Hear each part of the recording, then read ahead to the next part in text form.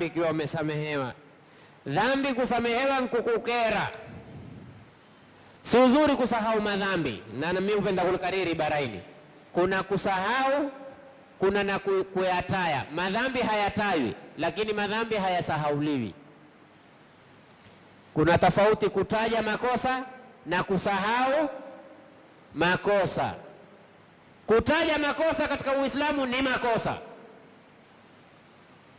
Kutaja makosa katika Uislamu ni nini? Vipi kutaja makosa? Sheikh, mimi nilikivuta mno bangi. Sheikh, mimi nilikuwa nikifanya nini? Nikijepa sana kuku. Sheikh, jepaziatu. Kutaja makosa ni makosa.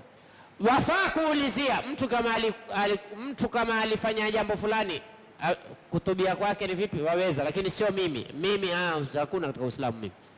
Mtume sallallahu alayhi wa alihi wasallam atuambia, man ibtulia min hadhihi alqadhurat falyastatir bisatrillah, mwenye kuondwa na machafu yoyote aisitiri kwa stara ya Mungu. Yani usiitangazie, ndio maana aisitiri kwa stara ya Mungu. Na hii hadithi baada ya sahaba kumwambia Mtume, ya Rasulullah zanait, Mtume akageuza uso. Yani ya Rasulullah, mimi nimekwenda kuzini. Mtume akageuza uso. Ule bwana akawa pande huu, ya Rasulullah zanait. Mtume akamwambia la'allaka qabalta, henda kama ni kisi tu wewe. Mtume akageuza upande huu, akamwambia ya Rasulullah, nimefanya hasa sallala. Huyu naye alikoko umtiriri. Mtume ndo akamwambia, man ibtulia bi shay'in min hadhihi alqadhurat, mtu akiondoa akafanya machafu kama haya, falyastatir bi sitrillah,